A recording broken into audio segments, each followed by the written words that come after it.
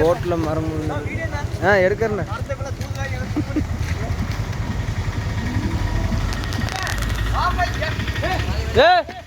வேலை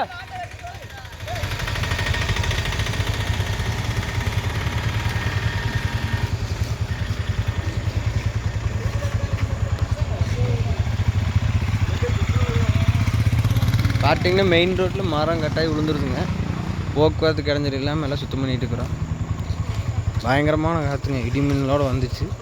பெரிய மலையில் இல்லைங்க, எல்லாம் தூக்கிட்டு போயிடுச்சு. நிறைய பேர்த்தோட வாழ்வாதாரம் இன்றைக்கி பாதிப்பு.